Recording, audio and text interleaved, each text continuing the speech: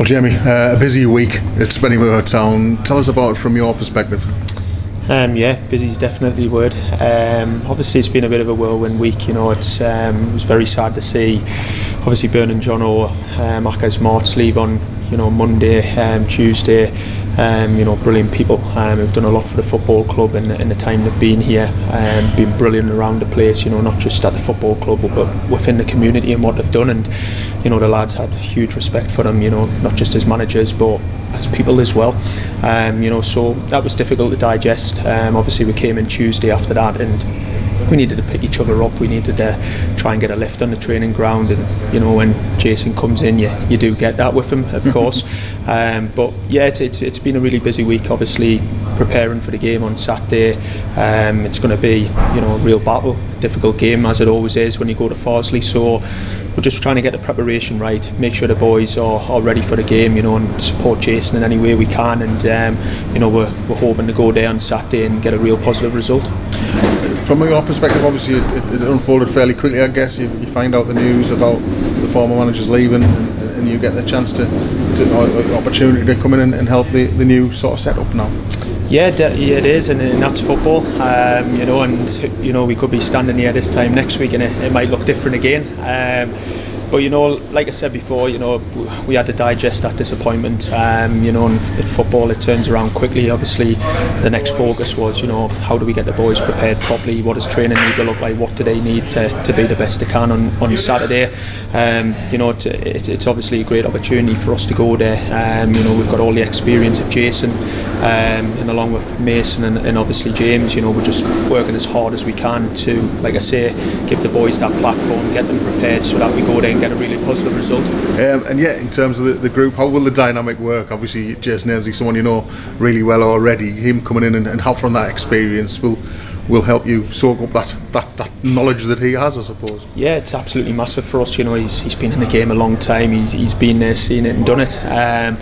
I've probably spoke to him more than I'd normally would and normally like. But his experience is going to be valuable. Not just for me, James and Mace, but obviously the players. And the way he dressed them the other night and how he spoke to them and stuff, and put his arm around a few and things like that. It was absolutely massive, and it's been like I said before, a real whirlwind. But I've learned a lot this week of just speaking to him on the phone and being around him and how he thinks and how the dynamics work. Obviously myself, James and Mace will be with him on the sideline on Saturday, and we'll be trying to lend our experience and see what we see in the game and support him as well as the players. And like I keep coming back to, we want to go there and make a real positive impact on the game and come home with 3 points. And from a personal point of view as well, obviously although you're focused fully, I'm sure, on playing the game, the coaching has been something you've been working on for a number of years as well now. Yeah, it is. It's been a huge passion of mine, and it's something I love doing. I do it on a full-time basis. Just recently completed the UEFA A licence, which again was a stressful and long experience, but it's certainly something that I've always considered and always want to do. I absolutely love football. It's my life. My wife will probably back us up on that.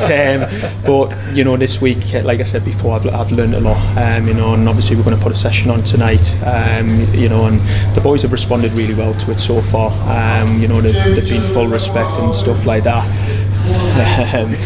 But like I say, it's a real passion of mine. It's something I love doing. I obviously love pulling that black and white shirt on and playing, but if it's going to be from the sideline for the next couple of games or whatever it'll be, it'll be 100% from me, and it'll be something I'll relish and enjoy doing. And I guess regardless of who was in the dugout this weekend, it was always going to need a reaction after the disappointment of last weekend's result in the FA Cup. Yeah, last week was very disappointing. Obviously, it was tough to watch. Watching it from a side where you can't really impact on it and then be on the pitch and support the players and stuff like that. But yeah, it wasn't a great performance.